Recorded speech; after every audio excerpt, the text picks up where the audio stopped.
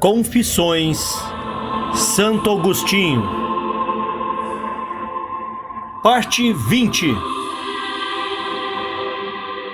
Livro 13.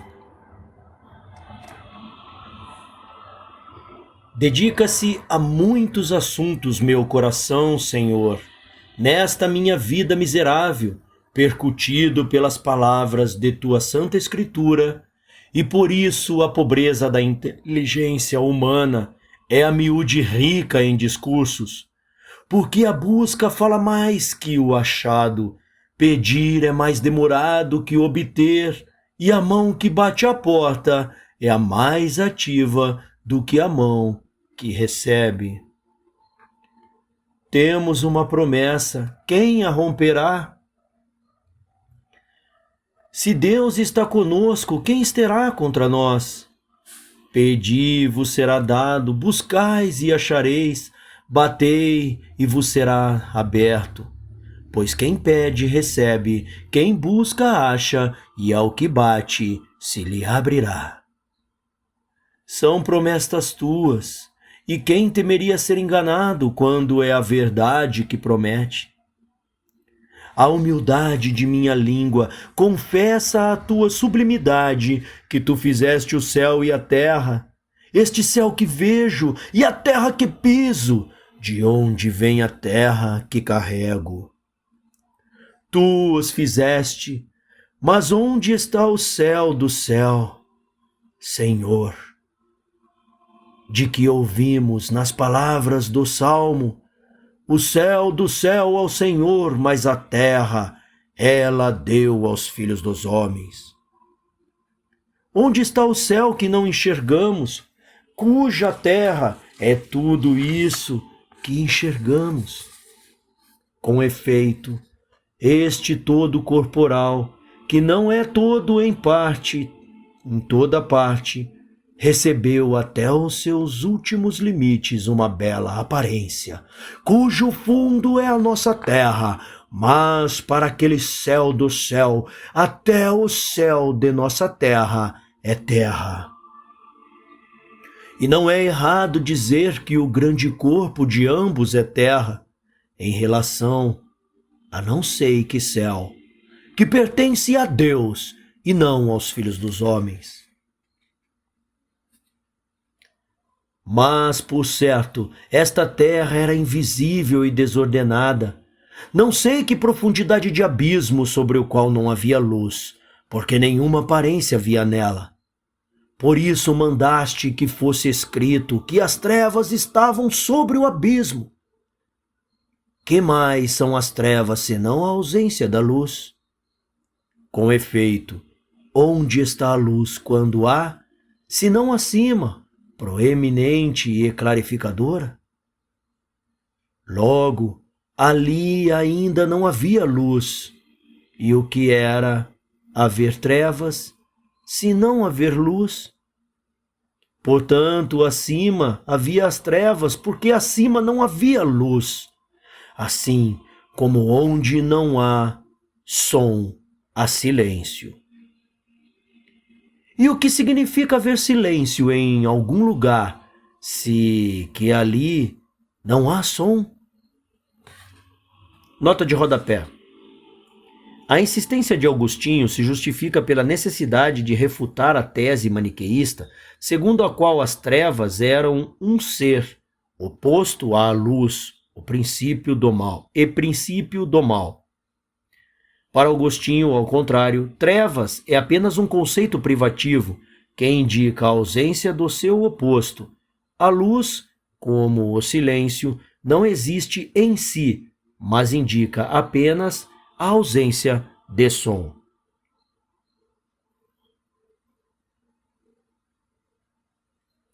Pausa aqui e uma nota do narrador. Conforme escrito em Êxodo, em Gênesis, Bereshit, disse Deus, haja luz e houve luz, e fez separação entre a luz e as trevas. Penso que a separação entre luz e trevas também pode embasar uma ideia ou uma tese de que a luz e as trevas antes eram uma matéria una e que ao separar-se formou-se matéria escura e matéria luminosa separadamente. Tanto que pode ser atribuído à luz o fóton e à matéria escura, inominadamente ainda não se pode atribuir um nome, mas há a possibilidade da matéria escura ser matéria e não apenas ausência de luz. É apenas uma opinião supositória. Ficou ruim supositório aí, né? Uma suposição, beleza? Fim da nota do narrador. Retornando. Não ensinaste isso a esta alma, Senhor, que confessa a ti? Não me ensinaste, Senhor, que antes que fornecesses, que formasses e diferenciasses a matéria informe, não havia algo, nem cor, nem figura, nem corpo, nem espírito? Todavia, não o nada absoluto. Havia certa informidade, sem nenhuma aparência. Como poderia ser chamar isso? Então, para que até os intelectos mais simples entendam alguma coisa, a não ser se por algum vocábulo corriqueiro? Mas entre todos os elementos do mundo, qual poderia estar mais próximo da informidade absoluta do que a terra e o abismo? De fato, devido à sua posição ínfima, eles são menos formosos do que os outros, diáfanos e claros, que estão acima deles. Porque, então, não admitir que a informidade da matéria, que fizeste sem aparência, para fazer dela um mundo de bela aparência, tenha sido indicada aos homens para facilitar pela expressão terra invisível e desordenada? Pois quando o pensamento busca a respeito dela algo que a compreensão possa alcançar, e diz assim mesmo: não é uma forma inteligível, como a vida ou a injustiça, porque é matéria dos corpos e tão pouco é sensível, porque não há nada que se possa ver e sentir no que é invisível e desordenado. Quando o pensamento humano diz isso a si mesmo, tenta conhecê-la ignorando-a, ou ignorá-la conhecendo-a. Mas eu, Senhor, se devo te confessar por minha boca e meu cálamo tudo o que me ensinaste sobre esta matéria, cujo nome antes ouvia e não compreendia, porque aqueles que mo ensinavam também não a compreendiam.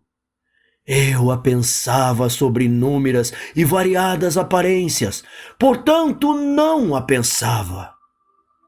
A mente revolvia formas feias e repugnantes, fora de ordem, mas ainda assim formas, e chamava de informe, não o que carecesse de forma, mas o que tivesse forma tal que, se aparecesse, incomodaria meu sentido, por ser insólito e absurdo, e confundiria a fraqueza do homem.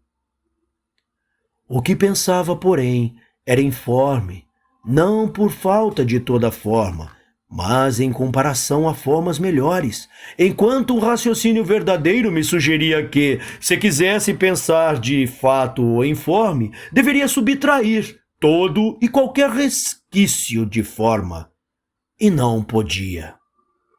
Pois era mais fácil julgar que deixaria de existir aquilo que fosse privado de toda forma, do que pensar em algo entre a forma e o nada, nem formado nem nada, mas um informe quase nada.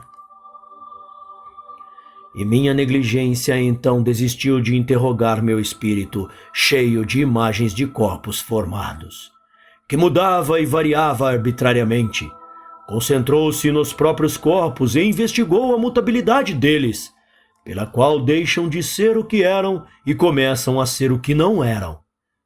E conjecturou que na transição de forma a forma, passaria por algo informe, mas não um nada absoluto. No entanto, queria saber, não conjecturar. E se minha voz e minha pena te confessassem tudo que me esclareceste sobre essa questão, qual leitor aguentaria me acompanhar? Nem por isso meu coração deixará de te render honra e cânticos de louvor por aquilo que não chega a escrever. De fato, a mutabilidade das coisas mutáveis é ela mesma capaz de todas as formas nas quais mudam as coisas mutáveis. Mas o que é ela? Um espírito? Um corpo? Por acaso tem aparência de espírito ou de corpo? Se fosse possível dizer algo nada e ser não ser, assim a definiria. Contudo, ela já era de alguma maneira, quando recebeu essas aparências visíveis e compostas. Mas de onde vem a maneira seria?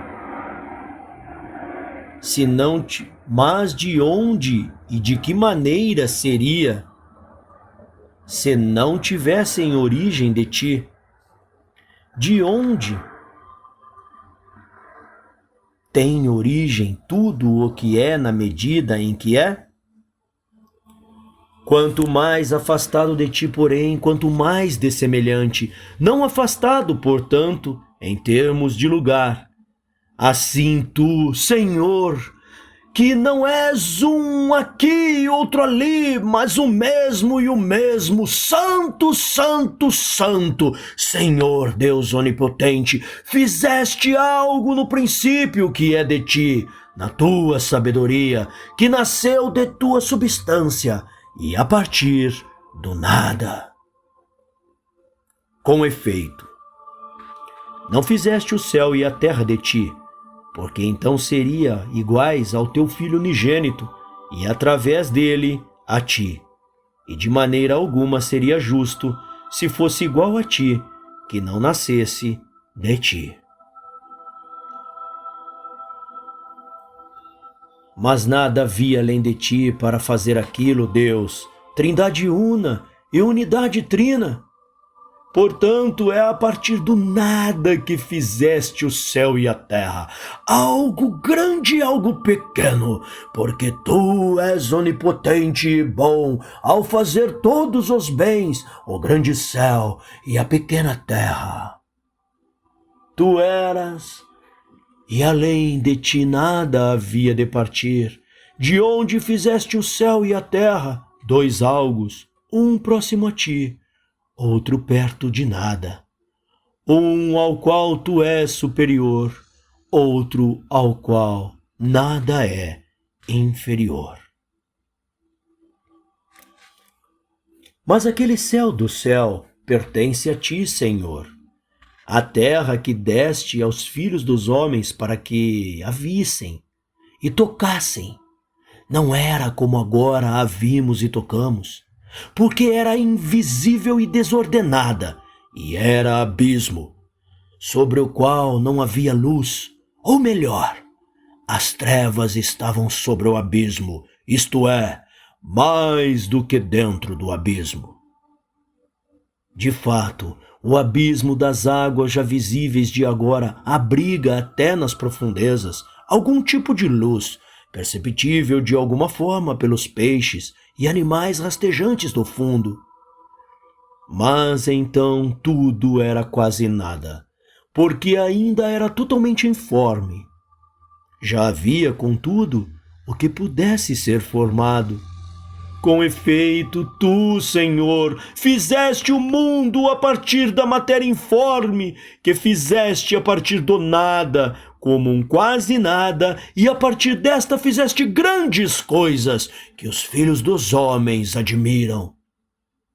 Pois é muito admirável este céu corporal, o firmamento entre a água e a água do qual, segundo dia, após separar a luz, dissestes: seja feito. E assim se fez. E chamaste esse firmamento de céu, mas o céu desta terra e deste mar que fizeste no terceiro dia, dando aspecto visível à matéria informe, que fizestes antes dos dias. Com efeito, também já fizeras o céu antes dos dias, mas aquele céu do céu, porque no princípio fizeste o céu e a terra. Mas a terra que fizeras era a matéria informe, porque era invisível e desordenada, e trevas sobre o abismo, e a partir daquela terra invisível e inarticulada, daquela informidade, daquele quase nada, fizeste tudo aquilo de que consiste este mundo mutável e sem consciência, no qual a própria mutabilidade se dá a ver, e nela os tempos podem ser percebidos e medidos, porque os tempos nascem pelas mutações das coisas. À medida que variam e se transformam as aparências, cuja matéria é a terra invisível de que falamos. Eis porque o Espírito Santo, mestre do teu servidor, ao narrar que tu fizeste o princípio, o céu e a terra, não fala em tempos, não cita dias, porque certamente o céu do céu que fizeste no princípio é uma criatura intelectual que, embora não seja coeterna contigo, Trindade, contudo participa de tua eternidade e coíbe firmemente sua mutabilidade pela doçura beatíssima da contemplação de ti. E, desde que foi criada, unindo-se a ti sem nenhuma falha, supera toda sucessão e volubilidade temporal. Por outro lado, a terra invisível e desordenada tampouco é enumerada nos dias. Com efeito, onde não há aparência alguma e nenhuma ordem, nada vem, nada passa, e onde isso não acontece, evidentemente não há dias, nem sucessão de intervalos temporais.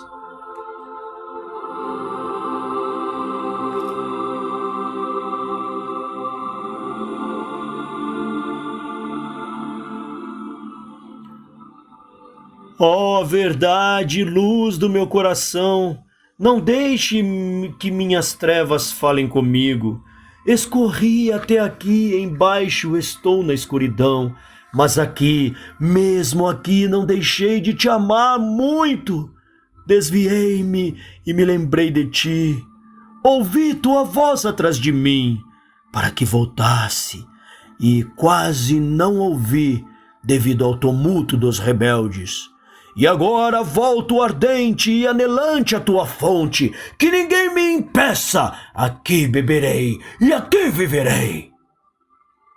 Que a minha vida não seja eu mesmo, vive mal por mim, para mim foi morte, em ti revivo, fala-me, ensina-me, acredito em teus livros, mas as palavras deles são grandes mistérios. Já me disseste, Senhor, em voz alta ao meu ouvido interior, que tu és eterno, o único que possui a imortalidade. Porque não mudas por nenhuma aparência ou movimento, nem tua vontade varia com os tempos. Com efeito, não é a vontade mortal aquela que ora, é uma, ora outra. Isso é claro para mim em sua presença. E rogo a ti que se torne mais e mais claro, e que eu permaneça judiciosamente nessa revelação, sob as tuas asas. Também me disseste, Senhor, em voz alta ao meu ouvido interior, que todas as criaturas e substâncias que não são o que tu és, e todavia são, tu as fizeste, e que só não vem de ti o que não é, e o movimento da vontade que se afasta de ti, que és para o que és menos, porque tal movimento é delito e pecado, e que nenhum pecado te prejudica ou perturba meu império, nas alturas como nas profundezas. Isso é claro para mim em tua presença, e rogo a ti que se torne mais e mais claro, que eu permaneça judiciosamente nessa revelação sob as tuas asas. Também me disseste em voz alta ao meu ouvido interior, que não é coeterna contigo, nem mesmo aquela criatura de quem tu és o único prazer, e que, se alimentando de ti, na castidade mais perseverante, nunca e sob nenhum aspecto desenvolve a sua mutabilidade, mas tendo-te sempre presente e dirigindo a ti todo o seu afeto, não tendo futuro a esperar, nem algo a ser colocado no passado para ser lembrado, não sofre nenhuma vicissitude, nem se distende por algum intervalo de tempo. Oh, criatura feliz! Se é que há uma que se alimenta de tua felicidade, feliz porque tu habitas e a iluminas, e não vejo o que possa julgar mais digno de ser chamado céu do céu.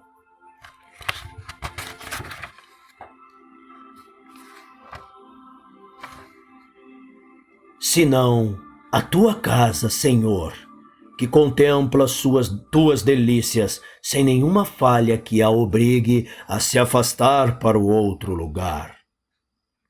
A mente pura é uma em plena harmonia, pela paz estável dos santos espíritos, cidadãos da tua cidade, no céu que está acima do céu.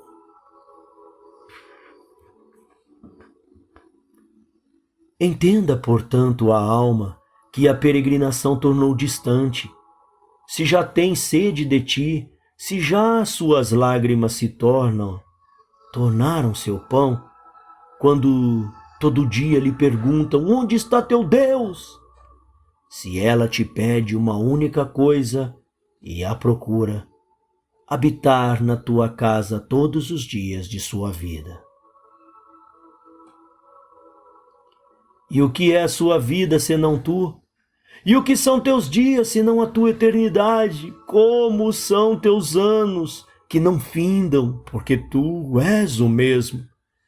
Entenda, portanto, a alma, como pode, quando tu és eterno acima de todos os tempos, se a tua casa, que não peregrinou, embora não seja coeterna contigo, aderindo a ti sem falha e desistência, não sofre nenhuma mudança temporal. Isso é claro para mim em tua presença, e rogo a ti que se torne mais e mais claro, e que eu permaneça judiciosamente nessa revelação sob as tuas asas. Há um quê de informe nas mudanças das coisas íntimas e últimas, ínfimas e últimas, mas que poderia me dizer, a não ser quem vagueia e se revolve em suas fantasias pela fraqueza de seu coração, quem me diria que, eliminada e consumada toda a aparência, se permanecesse apenas a informidade através do qual as coisas mudam e se transformam, esta poderia apresentar uma sucessão temporal? Com efeito, não poderia de maneira alguma, porque sem variedade de movimentos não há movimentos. Não há tempos. E não há variedade alguma onde não há aparência.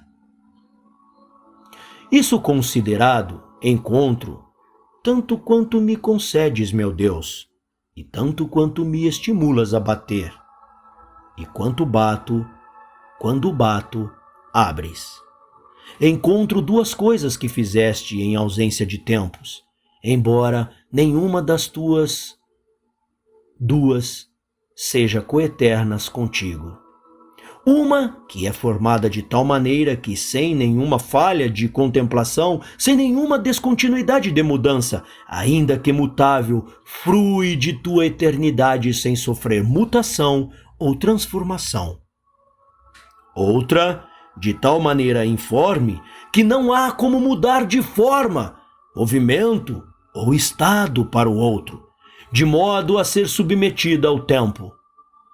Mas esta não a abandonaste, para que permaneceste informe, pois antes de qualquer dia fizeste no princípio o céu e a terra, de que falava antes. Mas a terra era invisível e desordenada, e as trevas estavam sobre o abismo.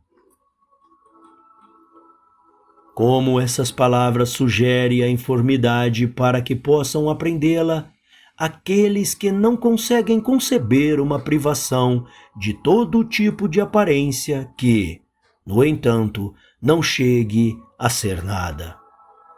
Informidade de onde foram feitos o céu e a terra, visíveis e condenados.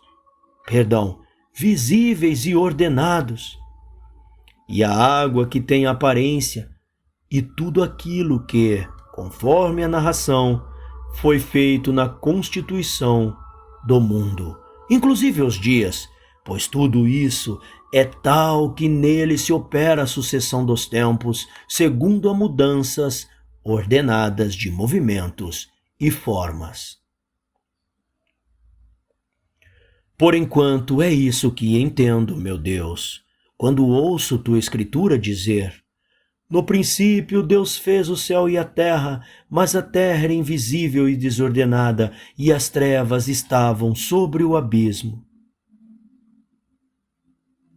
Sem numerar o dia em que fizeste isso, entendo, por enquanto, por aquele céu do céu, o céu intelectual, onde a intelecção é conhecer simultaneamente, não por partes, não em enigmas, e pelo espelho, mas no todo, na manifestação, face a face. Não ora isso, ora aquilo, mas, como dissemos, um conhecer simultâneo, sem sucessão de tempos.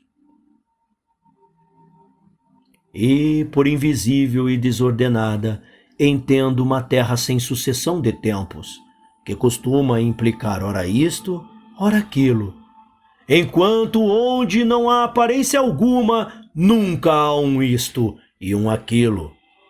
E por ambos, o formado desde o começo e totalmente informe, aquele céu, mas céu do céu, este terra, mas terra invisível e desordenada. Por ambos eu entendo, por enquanto, que a tua escritura diz: no princípio Deus fez o céu e a terra, sem citar dias. Logo em seguida, aliás, especifica de que terra falou.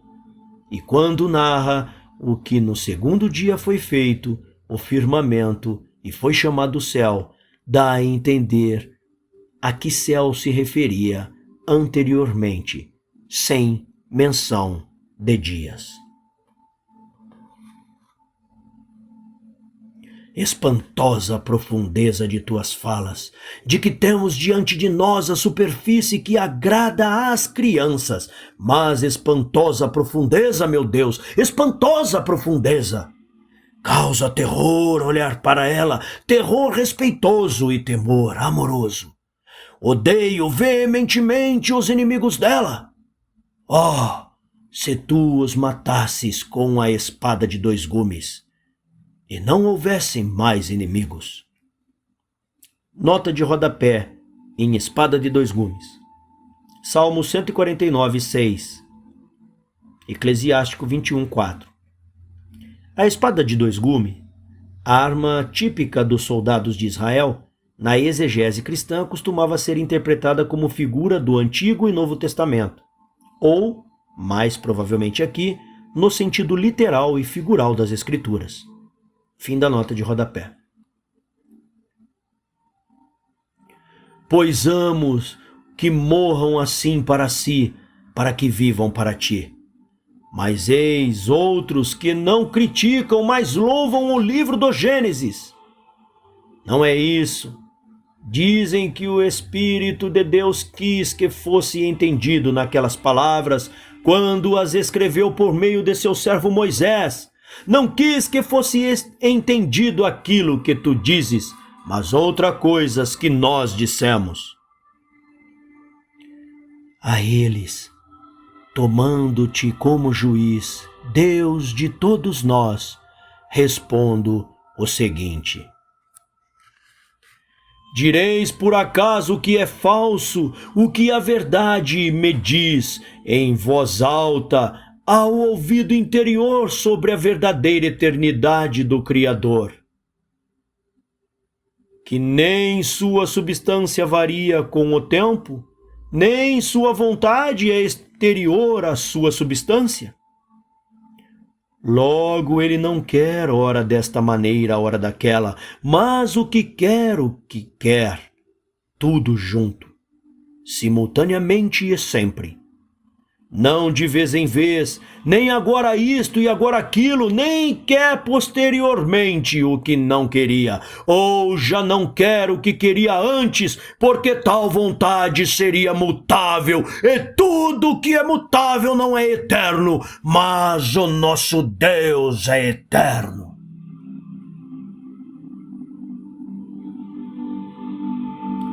Diz também ao meu ouvido interior: a expectativa dos acontecimentos futuros se torna visão quando estes acontecem, e igualmente a visão se torna memória quando passam.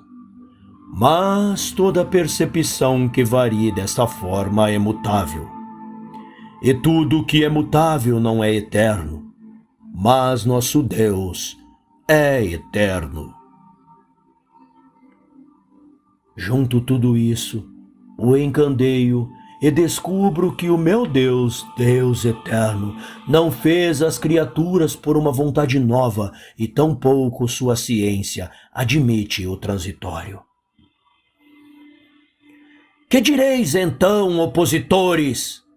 Que isto tudo é falso? Não, dizem. O que então? É falso, por acaso, toda natureza formada e matéria formável não são senão por aquilo que é sumamente bom e sumamente é? Isso também não negamos, dizem. O que então? Por acaso negais que há uma criatura que se une ao Deus verdadeiro e verdadeiramente eterno com um amor tão puro que, embora não lhe seja coeterna, não se desligue e deflua dele em nenhuma variedade e sucessão de tempos, mas repousa em sua veracíssima contemplação, porque tu, Deus, te mostra a quem te ama como tu pedes, e lhe bastas. E por isso ele não se desvia de ti, nem sequer para si mesmo. Essa é a casa de Deus, não uma massa corpórea qualquer, terrena ou celeste, mas espiritual e partícipe de tua eternidade, porque é sem falha em eterno. Com efeito, a fixaste nos séculos dos séculos dos séculos. Deste-lhe uma lei que jamais passará. Mas não é coeterna contigo, porque não é sem começo. Ela foi feita. Com efeito, ainda que não encontremos tempo antes dela, porque antes de tudo foi criada a sabedoria. Não é claro. Não é claro. Aquela sabedoria que é em todo coeterna igual a ti, nosso Deus, seu Pai, e pela qual tudo foi criado, e que é o princípio no qual fizeste o céu e a terra. Mas, por certo, a sabedoria que é criada ou seja, a natureza intelectual, que é a luz pela contemplação da luz, pois ela também é chamada sabedoria, ainda que criada. Mas a mesma diferença que ocorre entre luz que ilumina e que é iluminada, corre entre a sabedoria que cria e essa que é criada. Assim como entre justiça que justifica e justiça que é produzida pela justificação. De fato, disse um servo teu, para que nos tornemos justiça de Deus nele mesmo. Logo, se antes de tudo foi criada uma sabedoria que é criada, mente racional e intelectual de tua cidade, nossa mãe, que está no alto e é livre e eterna nos céus. Que céus, senão os céus dos céus que te louvam? Porque é isso que significa céu do céu para Deus. Ainda que não encontremos tempo nela, porque precede até a criação do tempo, já que antes de tudo foi criada, antes dela há a eternidade do próprio Criador, do qual, sendo feita, se origina. Não no tempo, porém, porque ainda havia tempo, mas por sua própria condição. Portanto, ela vem de ti, do nosso Deus, sendo totalmente distinta de ti e não idêntica, ainda que não encontremos tempo, não apenas antes, mas tampouco nela, porque é capaz de ver continuamente a tua face e nunca dela se afasta. E por isso acontece que não sofra mudanças alguma. Contudo, é inerente a ela a própria mutabilidade, pela qual se obscurecia e resfriaria se, unindo-se a ti com grande amor, não brilhasse e fervesse como um sempiterno meio-dia. Ó casa luminosa e bela, amei a formosura de tua casa e o lugar onde habita a glória do meu Senhor, meu Criador e meu dono.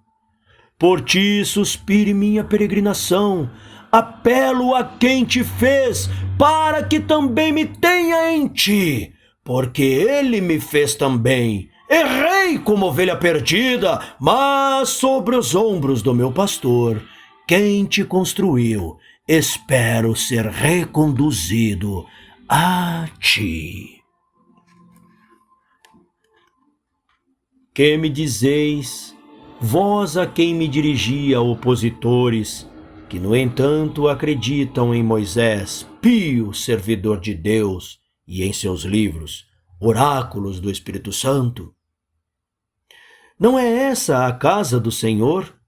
Não coeterna com Deus, mas todavia eterna nos céus à sua maneira? Onde seria? Vão procurar sucessão de tempos, porque não a encontrariam? Com efeito, ultrapassa toda a distensão e toda a duração de uma vida volúvel, aquele para o qual estar junto de Deus é o bem. É ela, dizem. O que então daquilo que meu coração gritou ao meu Deus? Quando ouviu por dentro a voz de seu louvor, o que, enfim, afirmais ser falso? Por acaso que houvesse uma matéria informe, onde, por não ter forma alguma, não havia ordem alguma? Mas onde não havia ordem alguma, não podia haver sucessão temporal alguma. E, todavia, esse quase nada, por não ser inteiramente nada, provinha certamente da qual provém tudo o que é, na medida em que, de qualquer forma, é alguma coisa. Isso também não negamos. Respondem. Com eles Quero dialogar diante de ti, meu Deus, com aqueles que admitem ser verdadeiro tudo aquilo que a tua verdade não silencia dentro de minha mente. Os que o negam, que ladrem quanto quiserem e surdeçam a si mesmo, tentarei convencê-los a se calarem e a abrirem caminho à tua palavra. Mas se não quiserem e me rejeitarem, te imploro, não te afastes de mim em silêncio. Fala a verdade em meu coração, só tu falas assim. Aqueles eu os deixarei soprar na poeira e levantar a terra até que seus próprios olhos, e entrarei em meus aposentos. E cantarei para ti cantos de amor, gemendo gemidos inenarráveis em minha peregrinação, e lembrando Jerusalém, o coração tendido para o alto. Jerusalém, minha pátria, Jerusalém, minha mãe. E tu sobre ela reinando, iluminando Pai, tutor, marido, castas e fortes delícias e prazer inabalável, e todos os bens inefáveis, porque o único e sumo bem. Tem uma nota de rodapé aqui, pessoal, que eu pulei, tá? Ela foi nessa frase: aqueles eu os deixarei soprar na poeira e levantar a terra até seus próprios olhos. Nota de rodapé aí. Metáfora inspirada nas lutas de gladiadores. Conferir. Plauto. Milis Gloriosa. A2C5 148. Mas conferir também Gênesis 2:7 e Cidade de Deus, capítulo 13, 24. Fim da nota de rodapé. E não desistirei até que na paz daquela mãe caríssima, onde se encontram as primícias de meu espírito, de onde me vêm essas certezas, tu recolhas tudo o que sou desta dispersão e deformidade, e me reformes e confirmes na eternidade, meu Deus, minha misericórdia. Mas com aqueles que não consideram falso tudo aquilo que é verdadeiro, que honram e põem acima de tudo, com autoridade a ser seguida, tua santa escritura redigida pelo teu santo Moisés. Com estes dialogo, ainda que discordem conosco sobre algo, que tu sejas juiz, Deus nosso, entre minhas confissões e as refutações deles. Continuando. Tive que dar uma paradinha para atender ao portão. Eu ia refazer a narração, mas ficou tão bonitinha a voz do meu filho me chamando para o Mercado Livre na porta que eu deixei, tá bom? Vamos lá, retomando, pessoal.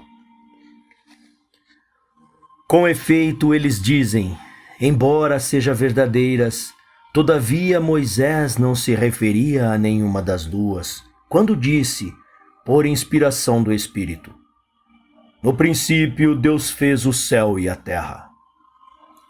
Pelo nome de céu, não entendia a criatura espiritual ou intelectual que contempla para sempre a face de Deus, nem pelo nome de terra queria dizer a matéria informe. O que, então? O que nós dizemos, afirmam. Isso aquele homem pensava, isso disse com essas palavras. E o que é isso? Por céu e terra, quis significar antes, de maneira sucinta e geral, a totalidade deste mundo visível, para em seguida distinguir pela enumeração dos dias, item por item, a totalidade das coisas que aprouve ao Espírito Santo enunciar assim. Com efeito, o povo rude e carnal a que se dirigira era formado de homens tais que julgou dever se apresentar a eles, da obra de Deus, apenas o que é visível. Mas a terra invisível e desordenada e o abismo tenebroso, de onde, como é mostrado em seguida, todas as coisas visíveis foram compostas e ordenadas durante aqueles dias. Estas eles concordam que não é inconveniente interpretá-las como matéria informe. E se outro dissesse que com aquele nome de céu e terra foi sugerida antes essa mesma informidade e desordem da matéria, porque é dela que foi criado e constituído este mundo visível, com todas as naturezas que aparecem nele em plena evidência e que costumam ser chamadas de céu e terra. E se outro ainda dissesse que é chamada céu e terra apropriadamente a natureza visível e invisível, e que por ela é abarcada por esses dois vocábulos a totalidade das criaturas, que Deus fez na sabedoria, isto é, no princípio, mas que, no entanto, como elas não são da mesma substância de Deus, mas foram ambas feitas do nada, porque não são o mesmo que Deus é. E há em ambas certa mutabilidade, quer permaneçam como a eterna casa de Deus, quer mudem como a alma e o corpo do homem. A matéria ainda é informe, comum a todas as coisas visíveis e invisíveis, ainda informe, mas por certo formável, de onde foram feitos o céu e a terra, ou seja, as criaturas visíveis e invisíveis, ambas já formadas, que aqueles nomes indicam. Tal matéria foi indicada pelas palavras que a definem: terra invisível e desordenada, e trevas sobre o abismo. Mas com esta distinção, que por terra invisível e desordenada se entende a matéria corporal antes da qualificação pela forma, por trevas sobre o abismo, a matéria espiritual, antes da coibição de uma fluidez sem limites e antes da iluminação pela sabedoria. E ainda, algum outro poderia dizer, se quisesse, que quando se lê, no princípio Deus fez o céu e a terra, pelo nome de céu e terra, não se deve entender as naturezas visíveis e invisíveis, já completas e formadas, mas que esses termos se referem ao próprio início ainda informe, pois formável das coisas, e à matéria criável, porque nela já estava misturado, não ainda distinto por qualidades e formas, aquilo que agora, já separado segundo suas ordens, chamamos de céu e terra. Aquele criatura espiritual, esta material. Ouço e considero todos eles, e não quero discutir sobre palavras. Isso não serve para nada, a não ser para a perdição dos que a ouvem. Para edificar, ao contrário, a lei é boa, desde que seja usada legitimamente. Em resumo... isso é uma nota de rodapé. Nossa, que nota de rodapé grande, parece um parágrafo, perdão. A nota de rodapé é chamamos de céu e terra aquele criatura espiritual, aquele o céu, e esta, no caso terra, material. Em resumo, nota de rodapé. Em resumo, Agostinho propõe aqui 4 interpretações diferentes dos 2 primeiros versículos do Gênesis, além da sua, segundo o qual o céu do primeiro versículo é a criatura espiritual formada, e a terra a matéria visível e informe, e o segundo versículo se refere apenas à matéria corporal informe. 1. Céu e terra indicam apenas o mundo sensível, nomeado de maneira geral. O segundo versículo se refere à matéria informe. 2. O céu e a terra indicam a matéria informe do mundo visível. Neste caso, o segundo versículo se refere necessariamente a ela. 3. O céu e a terra se referem às naturezas invisível, espiritual, e visível, já formadas, mas o segundo versículo se refere à matéria informe do visível, a terra invisível e desordenada, e a do invisível, as trevas sobre o abismo, respectivamente. 4. Céu e terra indicam matéria informe, comum em que em seguida será distinta em naturezas visível e invisível. Agostinho não especifica se o segundo versículo se refere a esta matéria comum ou já distingue entre as duas naturezas. Ao que parece, Agostinho não está reproduzindo exegese de outros autores, mas tentando esgotar as interpretações logicamente possíveis. 1. Natureza visível já formada. 2. Matéria informe da natureza visível. 3. Naturezas visível e invisível já formadas. 4. Matéria informe das naturezas visível e invisível. 5. Natureza invisível já formada e matéria informe da natureza visível. A tese de Agostinho. Conferir V. Goldschmidt, Exegese et Axiomatique chez Saint-Augustin, em Écrits e Paris, Vrin, 1984, páginas 202 a 230. Fim da nota de rodapé. Para edificar, ao contrário, a lei é boa, desde que seja usada legitimamente, porque sua finalidade é a caridade que procede de um coração puro, de uma boa consciência e de uma fé sem hipocrisia. E nosso mestre sabe quais são os 2 preceitos dos quais fez depender toda a lei e os profetas. Nota de rodapé. Conferir Mateus 22:40.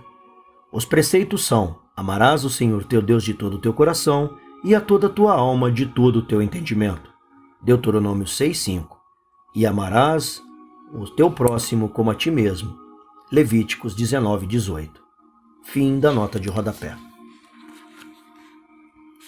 Se confesso esses preceitos ardentemente, meu Deus, luz dos meus olhos na escuridão, o que me impede que sentidos diferentes possam ser encontrados nessas palavras, contanto que sejam verdadeiros? O que impede, digo, que eu as entenda em sentido diferente do que entendia quem as escreveu? Certamente todos nós que lemos nos esforçamos por indagar e compreender o que daria dizer aqueles cujos escritos lemos, e como confiamos em sua veracidade, não ousamos julgar que disse algo que sabemos ou acreditamos ser falso. Logo, quando alguém tenta entender em tuas sagradas escrituras o que entendeu aquele que as escreveu, o que há de mal se entender aquilo que tu, luz de todas as mentes verídicas, mostra ser verdadeiro, mesmo que não seja aquilo que o autor de que lemos os escritos entendia, uma vez que este também entendia alguma verdade, ainda que não seja a mesma? Pois é verdade, Senhor, que tu fizeste o céu e a terra. É verdade que o princípio é a tua sabedoria em que tudo fizeste. Também é verdade que este mundo visível tem como suas partes gerais o céu e a terra, cujo conjunto abrange todas as naturezas criadas e instituídas. E é verdade que todo mutável nos sugere a adoção de certa informidade, que receba a forma pela qual mude e varie. É verdade que não admite tempo algum aquilo que adere de tal maneira à forma imutável que, embora mutável, não muda. É verdade que a informidade, que é quase nada, não pode abrigar sucessão de tempos. É verdade que aquilo do qual se faz alguma coisa pode, por uma figura de linguagem, assumir o nome da coisa que é feita dele. E que, portanto, podem se chamar de céu e terra certa informidade, de que são feitos céu e terra. É verdade que de tudo que é formado nada se aproxima mais de informidade do que a terra e o abismo. É verdade que tu, por quem tudo é, fizeste não só o que é criado e formado, mas também fizeste tudo o que for criável e formável. É verdade que tudo o que é formado do informe antes foi informe, depois formado.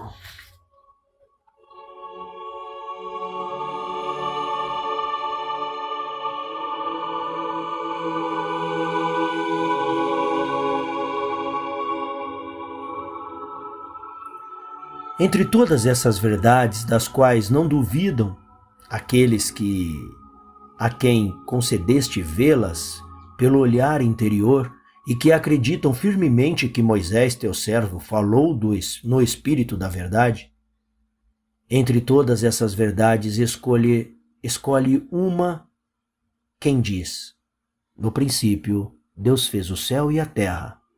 Quer dizer que no seu verbo coeterno com ele, Deus fez a criatura inteligível e sensível, ou espiritual e corporal. Nota de rodapé. Exegese que Agostinho, no que diz respeito ao primeiro versículo, coincide com a terceira exegese dos opositores. Fim da nota de rodapé. Outras, quem diz: no princípio Deus fez o céu e a terra, quer dizer que no seu verbo coeterno com ele, Deus fez a massa inteira deste mundo corporal com todas as naturezas manifestas e conhecidas que ela contém. Primeira exegese dos opositores. Outras, quem diz: no princípio fez Deus o céu e a terra, quer dizer que no seu verbo coeterno com ele, Deus fez a matéria informe das criaturas espiritual e corporal. Quarta exegese dos opositores. Outras, quem diz: no princípio Deus fez o céu e a terra, quer dizer que no seu verbo coeterno com ele, Deus fez a matéria informe da criatura corporal, onde ainda estavam confusos o céu e a terra, que agora, já distintos e formados, percebemos na massa deste mundo. Segunda exegese dos opositores. Outras, quem diz: no princípio Deus fez o céu e a terra, quer dizer, no começo da sua obra de criação, Deus fez a matéria informe que continha confusamente o céu e a terra, que agora, formados dela, surgem e aparecem com todas as naturezas que estão neles. Nova exegese semelhante à quarta, citada anteriormente, mas com uma interpretação diferente da expressão no princípio. Igualmente, no que diz respeito à compreensão das palavras seguintes, entre todas aquelas verdades escolhe uma quem diz: mas a terra era invisível e desordenada, e as trevas estavam sobre o abismo. Quer dizer que aquela natureza corporal de Deus criou ainda, que Deus criou ainda era matéria, informe das coisas corporais, sem ordem e sem luz. Nota de rodapé. O segundo versículo se referiria apenas à natureza corporal, ou seja, ao termo terra, do primeiro versículo. É a exegese de Agostinho. Fim da nota de rodapé. Outras quem diz, mas a terra era invisível e desordenada e as trevas estavam sobre o abismo. Quer dizer que aquela totalidade que é chamada céu e terra era ainda matéria informe e tenebrosa, de onde seriam feitos o céu corporal e a terra corporal, com tudo o que está neles, manifesto os sentidos corporais. Completa a segunda exegese dos opositores. Outras quem diz, mas a terra era invisível e desordenada e as trevas estavam sobre o abismo. Quer dizer que aquela totalidade que é chamada céu e terra ainda era matéria informe e tenebrosa, de que seriam feitos o céu inteligível, que alhures é chamado céu do céu, e a terra, isto é, toda criatura corporal, ou seja, de onde seriam feitas todas as criaturas visíveis e invisíveis. Completa a quarta exegese dos opositores. Outras quem diz, mas a terra era invisível e desordenada, e as trevas estavam sobre o abismo. Não quer dizer aquela informidade que as Escrituras chamam céu e terra. Ao contrário, tal informidade, que é chamada de terra invisível e desordenada e abismo tenebroso, já era anterior, e dito por antecipação que Deus faria dela o céu e a terra, isto é, as criaturas espirituais e materiais. Completa a terceira exegese dos opositores. Outras quem diz, mas a terra era invisível e desordenada, e a terra estava sobre o abismo. Quer dizer que havia uma certa informidade, matéria da qual a Escritura diz por antecipação que Deus faria o céu e a terra, ou seja, a massa inteira do mundo corporal, distinta em duas partes, a superior e a inferior, com todas as criaturas que costumamos ver nelas.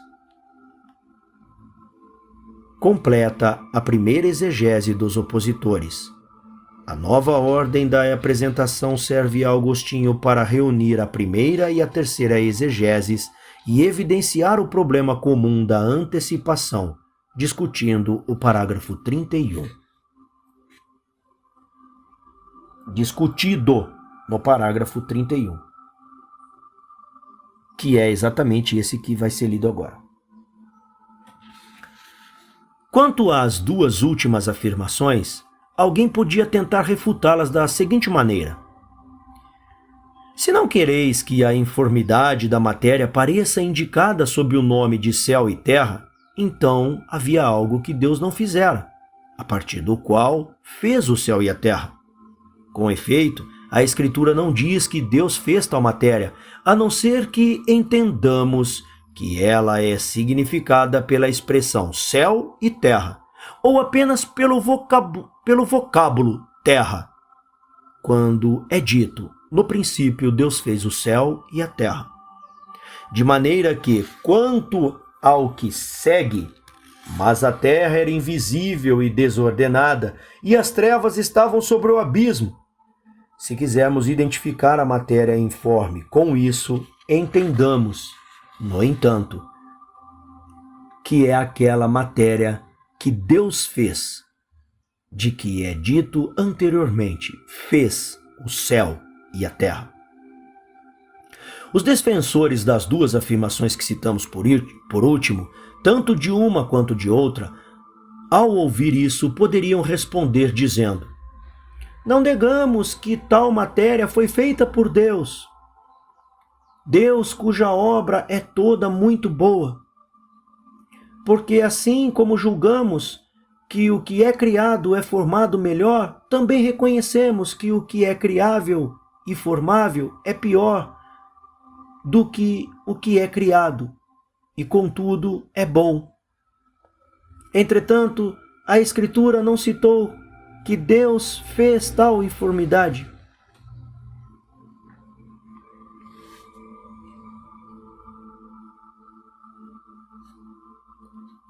Não fechou as aspas aqui, tá, pessoal? Então, voltamos à leitura normal. Aqui. No entanto... cadê? Aqui. Entretanto, a Escritura não citou que Deus fez tal informidade, assim como não citou muitas outras citações, como a dos querubins e serafins, e daqueles que o apóstolo enumera, tronos, dominações, principados, potestades. Embora seja evidente que Deus fez todos eles. Se, ao contrário, o enunciado fez o céu e a terra, incluir a criação inteira, o que dizer das águas, sobre as quais parava o Espírito de Deus? Com efeito, se entendermos que elas estão incluídas sobre o termo terra, de que maneira o nome de terra poderia ser aplicado também à matéria informe, quando vemos que as águas têm uma aparência tão evidente? Ou, se o for, por que está escrito que daquela mesma informidade foi feito o firmamento e foi chamada céu? Mas não está escrito que as águas foram feitas?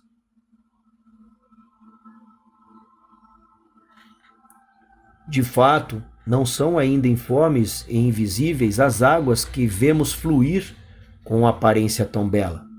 Ou então, se elas receberam tal aparência quando Deus disse que as águas que estão sob o céu se reúnam, de maneira que essa reunião foi formação delas. O que dizer das águas que estão sobre o céu, as quais, fossem informes, não mereceriam uma posição tão honrosa, mas, por outro lado, não está escrito que palavras foram formadas? Por que palavras foram formadas?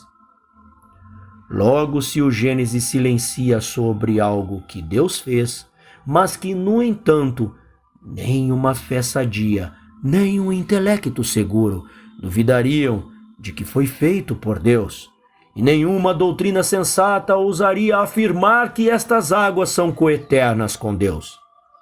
Pelo fato de ouvirmos sendo mencionadas no livro do Gênesis, mas não encontrarmos nele quando foram feitas.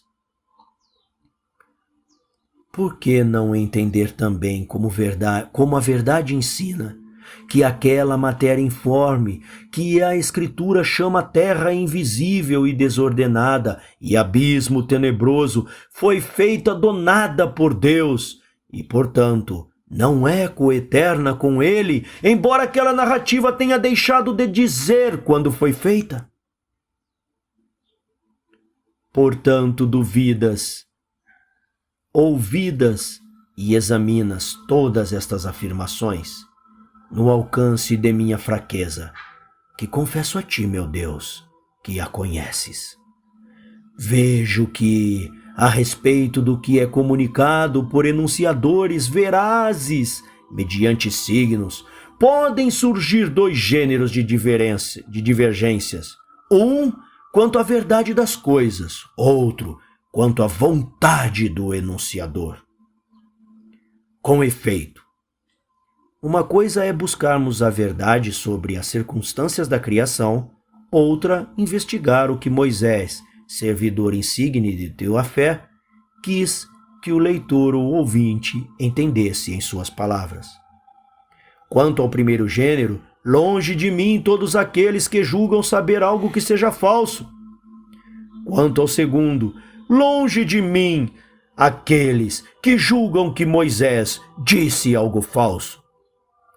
Mas quero me unir a ti, Senhor, e me deleitar em ti com aqueles que nutrem a tua verdade, e juntos nos debruçarmos sobre as palavras de teu livro, e buscarmos nela a tua vontade, pela vontade de teu servo, por cujo cálamo as dispensaste. Mas quem de nós poderia encontrá-la entre tantas verdades, e naquelas palavras se apresentam desta ou daquela maneira aos intelectos que investigam, de modo a dizer: Moisés quis dizer isso e quis dizer isso, fosse entendido naquele relato, com a mesma confiança que diz que aquilo é verdade, seja ou não o que ele queria dizer? Por isso mesmo, meu Deus, eu, teu servidor, que te consagrei o sacrifício da confissão neste escrito e rogo que, por tua misericórdia, possa te oferecer meu sacrifício. Eu mesmo afirmo com plena confiança que tu criaste tudo em teu verbo imutável, o visível e o invisível, mas digo com a mesma confiança que Moisés não entendia outra coisa quando escreveu: no princípio Deus fez o céu e a terra, se não enxergo na mente dele o que pensava quando escrevia, como enxergo em tua verdade que aquilo é certo? Com efeito, ele poderia pensar no início da criação quando disse: no princípio. Podia querer que céu e terra, naquele trecho, fossem entendidos não como uma natureza já formada e completa, espiritual ou corporal, mas como ambas ainda esboçadas e informes. De fato, vejo que qualquer uma das hipóteses citadas pode ser considerada verdadeira. Mas em qual delas Moisés pensou ao pronunciar aquelas palavras? Isso não vejo.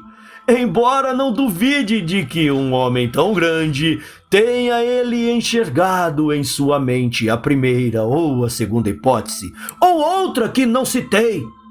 Viu algo verdadeiro e o enunciou corretamente quando pronunciou aquelas palavras. Ninguém mais me moleste, dizendo-me: Moisés queria dizer o que tu dizes, queria dizer o que eu digo. Com efeito, se me disserem: como sabes que Moisés queria dizer o que dizes pelas palavras dele?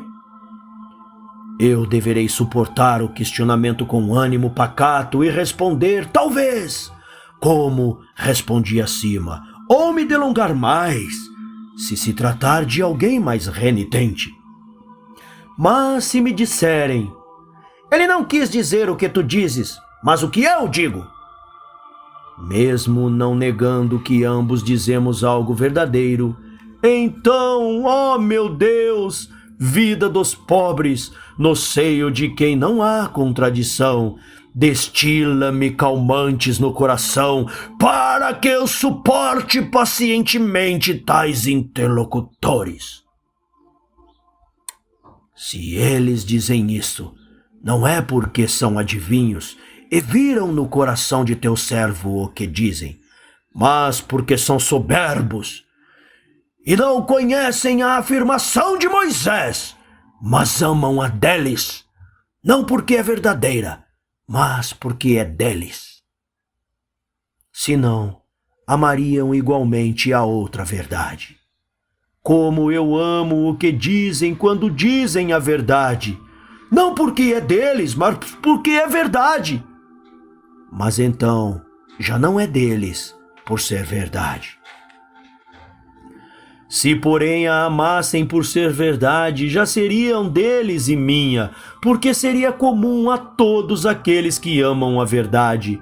Mas pretender que Moisés não quisesse dizer o que eu digo, e sim o que eles dizem, isso eu não quero, não amo, porque, ainda que sejam assim, todavia tal temeridade não é saber, mas arrogância, e não é gerada pela experiência, mas pela presunção.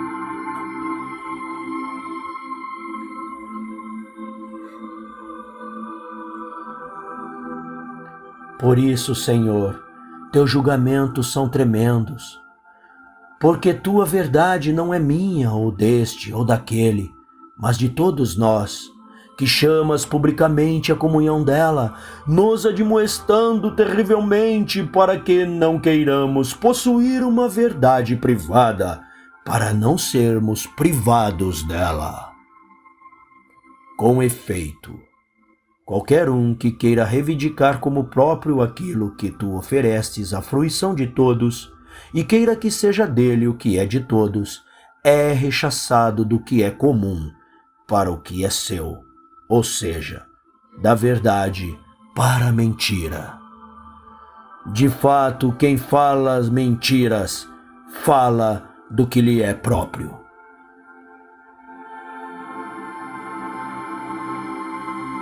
Escuta, ótimo juiz, Deus, a própria verdade, escuta o que diria esse opositor. Escuta. Falo diante de ti e diante dos meus irmãos, que usam a lei segundo as regras para sua finalidade e caridade. Escuta e vê se o que eu digo te agrada. Responderia de fato nesse tom fraterno e pacífico. Se ambos vemos que é verdade o que tu dizes, e ambos vemos o que é verdade o que eu digo, pergunto, onde vemos isso? Certamente eu não vejo em ti, nem tu em mim, mas ambos na própria verdade imutável acima de nossas mentes. Logo, se não discordamos sobre a luz de Deus, nosso Senhor, por quê? Discordamos sobre o pensamento de um próximo que não podemos ver como vemos a verdade imutável. Se, ainda que Moisés comparecesse diante de nós e dissesse, eu pensava isso, mesmo assim não seríamos, não veríamos, mas acreditaríamos? Não vamos, então, além do que está escrito, e ninguém se ensoberbeça tomando o partido de um contra o outro. Amemos o Senhor nosso Deus de todo o nosso coração, de toda a nossa alma, de todo o nosso entendimento, e nosso próximo como nós mesmos. O que quer que Moisés entendesse dizer, ou entendia conforme esses dois preceitos da caridade. Se não acreditarmos nisso, faremos do Senhor um mentiroso, porque atribuiremos algo diferente do que ele ensinou à mente do nosso companheiro de servidão. Nota de rodapé. Conferir João 5,46. Se cresceis em Moisés, haveríeis de crer em mim, porque foi ao meu espírito que ele escreveu. Fim da nota de rodapé. Já vês quanto seria estulto, em tal abundância de afirmações absolutamente verdadeiras, que podem ser extraídas daquelas palavras, afirmar temerariamente qual delas Moisés entendia de preferência, e ofender assim, com discussões perniciosas, a própria caridade, por causa da qual aquele cujas palavras tentamos explicar, falou tudo o que disse. E todavia eu, ó meu Deus, sublimidade de minha humilhação e repouso de minha fadiga, que ouves minhas confissões e perdoas meus pecados, eu, a quem mandaste amar meu próximo como a mim mesmo, e não posso acreditar que Moisés, teu servo fidelíssimo, tenha recebido de ti dons inferiores àquele que eu mesmo escolheria e desejaria, se tivesse nascido naquela época, e tu me colocasses no lugar dele para compor, pelo serviço de meu coração e de minha língua, aqueles livros que, depois de tanto tempo entre todos os povos futuros e pelo mundo inteiro, deveriam vencer as palavras de todas as doutrinas falsas e soberbas, pela excelência de sua autoridade. Eu queria, de fato, se fosse Moisés naquela época, porque somos todos feitos da mesma massa. E o que é o homem, senão porque te lembras dele? Eu queria, repito, se fosse o que ele era então, e se fosse encarregado por ti de escrever o livro do Gênesis, queria que me fosse dada a capacidade de falar e compor o discurso de maneira que nem aqueles que ainda não podem entender como Deus cria, rejeitassem suas palavras como superiores às suas forças. Nem aqueles que já podem entender encontrassem omissão nas poucas palavras de teu servo, de qualquer afirmação verdadeira a que tivessem chegado pela reflexão. E, se outro enxergasse ainda outra luz da verdade, ela tampouco faltaria pela compreensão das mesmas palavras. Pois, como uma fonte que mais abundante num pequeno espaço do que muitos rios, distribui seu líquido por áreas maiores do que qualquer um dos rios que o levam de uma mesma fonte para muitos lugares. Assim, o relato do dispensador de tua palavra, alimentador de muitos discursos futuros, faz jorrar de um texto reduzido rios de límpida verdade, de onde cada um possa extrair por si, pelos meandros de falas mais prolongadas, a verdade que pode alcançar sobre esses assuntos. Este uma, aquele outra. De fato, alguns, quando leem ou ouvem aquelas palavras, concebem Deus como um homem ou como uma potência dotada de uma massa enorme, criando por decisão nova e repentina, fora de si, como em lugares distantes, o céu e a terra, dois grandes corpos, um acima, outro abaixo, contendo os dois todas as coisas. E quando ouvem, Deus disse: faça-se isto, e se fez.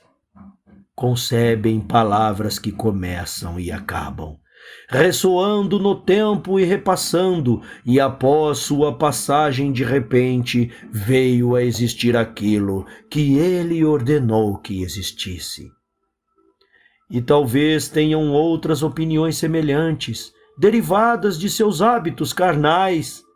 Neles, como em pequenos filhotes, a fraqueza é alimentada pelo seio materno, por esse gênero humilíssimo de escrita, e uma fé salvadora é edificada, pela qual considerem e tenham por certo que Deus fez todas as naturezas, cuja maravilhosa variedade seus sentidos exploram. Mas se alguns deles, desprezando a simplicidade das palavras, se lançar por estultice soberba fora do berço que o nutre, ai, cai o miserável, e Senhor Deus, tem piedade, para que o pássaro em plume não seja esmagado por um viandante. Envia um anjo teu que o devolva ao ninho, para que viva até voar. Outros, porém, para os quais aquelas palavras já são tão ninhos, Outros, porém, para os quais aquelas palavras já não são ninhos, mas pomares sombreados, veem nelas frutos escondidos, volitam alegres, gojeiam ao enxergá-los e os bicam. Vêm com efeito quando leem ou ouvem aquelas palavras tuas, Deus eterno, que todos os tempos passados e futuros são sobrepujados por uma permanência imóvel, e que não há criatura temporal que tu não tenhas feito, e que tu, cuja vontade é o mesmo que tu és, em nada muda, ou é tal que antes não fosse. Fizeste tudo por um ato de vontade, não de ti, como tua semelhança, forma de tudo, e sim do nada, como dessemelhança informe, mas que seria formada pela tua semelhança. Voltando a ti, ó Uno, e acolhendo-te segundo uma ordem, pelo que é dado receber a cada coisa no seu gênero. E tudo é muito bom, quer permaneça ao teu redor, quer produza ou sofra mutações, e uma distância gradativa maior de tempos e lugares. Eles veem isso e se alegram na luz de tua verdade, por pouco que isso lhe seja possível aqui. E um deles olha para onde está dito: no princípio Deus fez, e enxerga no princípio a sabedoria, porque ela mesmo disse. Nota de rodapé.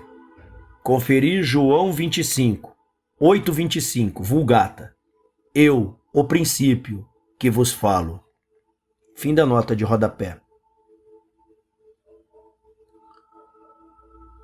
Outro olha para as mesmas palavras e, por princípio, entende o início das coisas criadas e interpreta. No princípio fez, como se fosse, fez primeiramente. E entre aqueles que entendem que no princípio, ou seja, na sabedoria fizeste o céu e a terra, alguns acreditam que o nome de céu e terra se refira à matéria criável do céu e da terra. Outros, as naturezas já formadas e distintas. Outros, uma matéria já formada e espiritual, sob o nome de céu, e a outra, informe e corporal, sobre o nome de terra. Mas aqueles que entendem nos nomes de céu e terra, uma matéria ainda informe, a partir da qual seriam formados o céu e a terra, nem eles entendem de uma única matéria, porque alguns querem que seja a matéria de onde seriam realizadas as criaturas inteligíveis e sensíveis. Outros, apenas esta massa sensível e corporal, que abriga em seu grande seio as naturezas manifestas e perceptíveis. Tampouco entendem de uma única maneira aqueles que acreditam que naquele trecho são chamados céu e terra duas criaturas já ordenadas e distintas. Para uns, trata-se da criação visível e invisível. Para outros, apenas da visível, na qual enxergamos o céu luminoso e a terra escura e tudo o que está neles. Mas aqueles que não interpretam no princípio, fez, senão no sentido de fez primeiramente, não podem interpretar veridicamente céu e terra, a não ser como matéria do céu e da terra, ou melhor, do universo, isto é, da criação inteligível e corporal. Pois se quisessem entender o universo já formado, com razão se poderia perguntar o que Deus fez.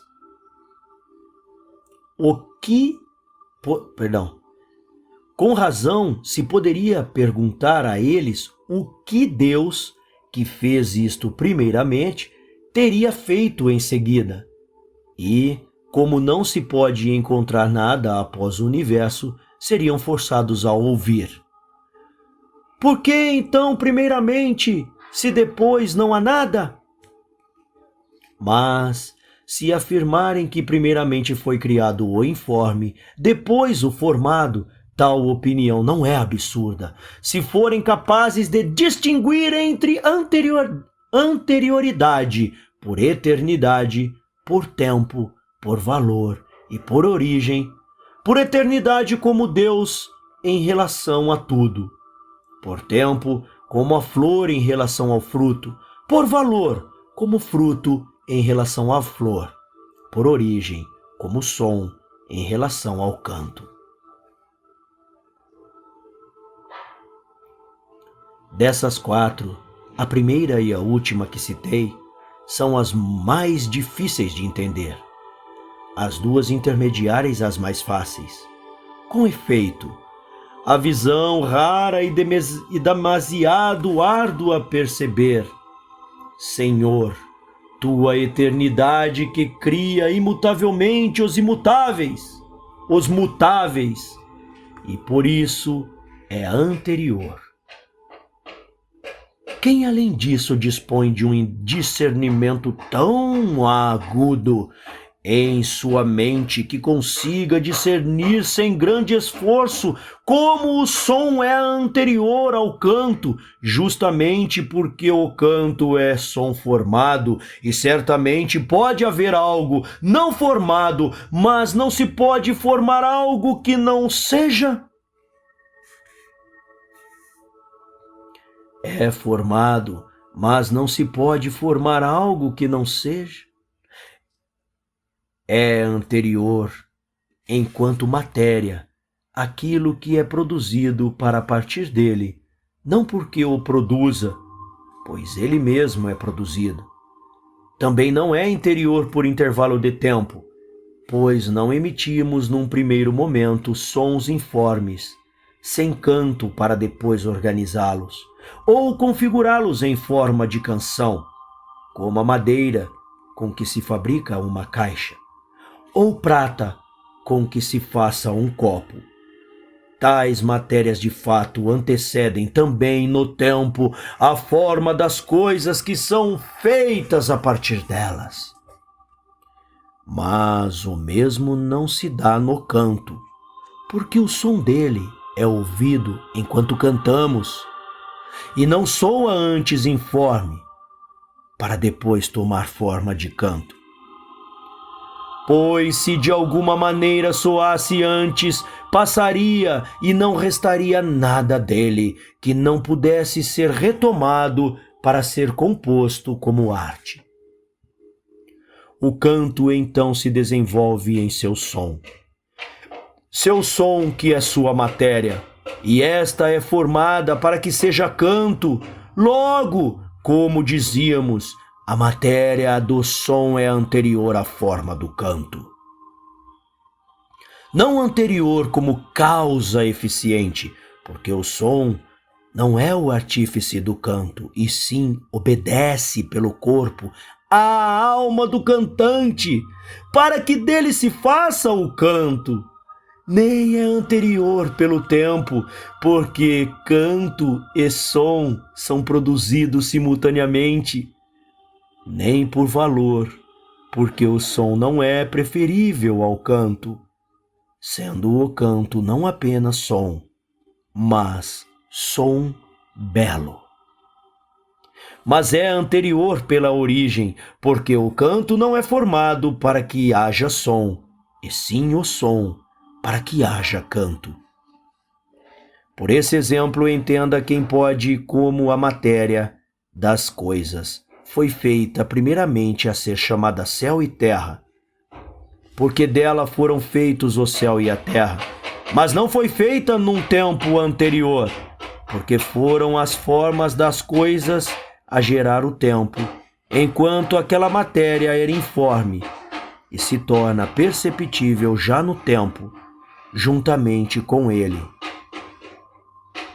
Mas nada se pode dizer dela, a não ser que é como se precedesse o tempo, ocupando o lugar mais ínfimo, porque certamente o formado é melhor do que o informe. E se fosse precedida pela eternidade do Criador, para que houvesse algo do nada, a partir do qual algo fosse feito.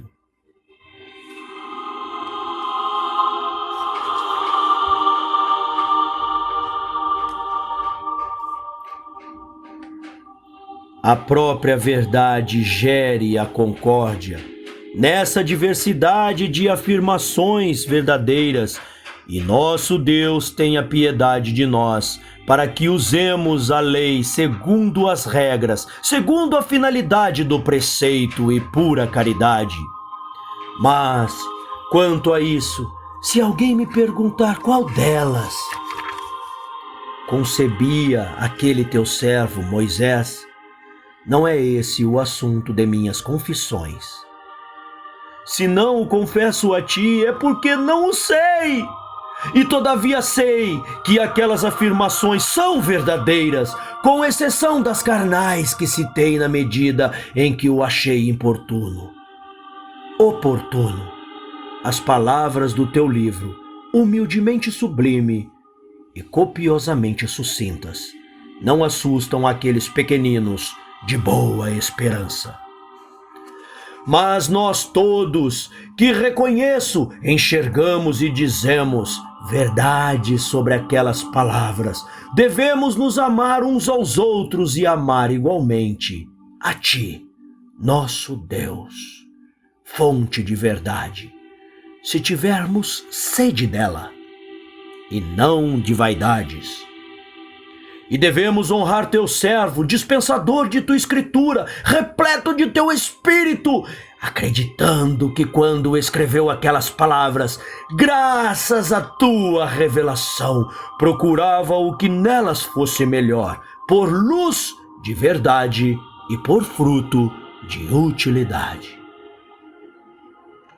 Assim, se um disser, isso significa o que eu entendo, e outro, não, o que eu entendo, eu julgo mais pio dizer, por que não ambos? Então, se ambos são verdadeiros, e se alguém enxergar nessas palavras um terceiro sentido, ou um quarto, ou qualquer outro que seja verdadeiro, por que não acreditar que os viu todos aquele mediante ao qual Deus Uno temperou as Sagradas Escrituras, para que as interpretações de muitos vissem nelas verdades diferentes? Eu, por certo, atrevo-me a afirmar do fundo do meu coração, se escrevesse elevado à suprema autoridade, preferiria escrever de tal forma que minhas palavras ecoassem todas as verdades que cada um possa compreender sobre aqueles assuntos, a formular mais claramente uma única afirmação verdadeira, excluindo outras que não poderiam me incomodar por sua falsidade. Não quero, portanto, meu Deus, ser precipitado ao ponto de não acreditar que tal homem não merecesse de ti esse dom.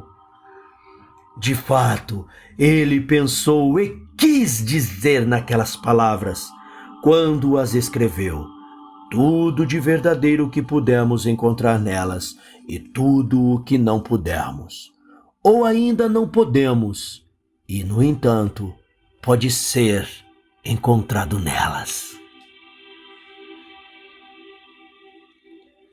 Finalmente, Senhor, que és Deus e não carne e sangue, se o homem não viu tudo, porventura poderia escapar também a teu bom espírito, que me conduzirá por uma terra aplanada, alguma coisa que estivesse naquelas palavras e que tu mesmo revelarias aos futuros leitores, ainda que aquele que as pronunciou talvez tivesse pensado numa única afirmação entre as muitas verdadeiras?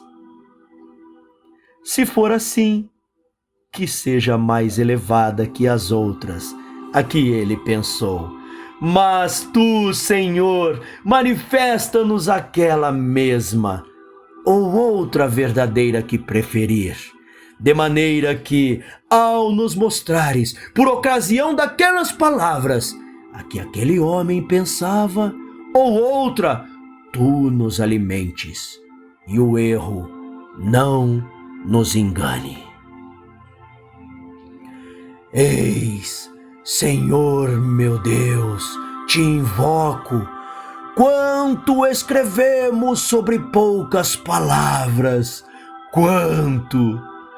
Como nossas forças, como o tempo seria suficiente para tratar da mesma maneira todos os teus livros? Deixa-me então confessar a ti eles mais brevemente, e escolher uma única verdade certa e boa, que tu me sugiras, mesmo que muitas me ocorram, onde muitas podem ocorrer, com a promessa de que minha confissão, se disser o que teu ministro pensou, o dirá correta e perfeitamente. A isso devo me esforçar. E, se não conseguir, todavia, dirá o que tua verdade quis me dizer, pelas palavras dele, que também disser o que tu quiseste.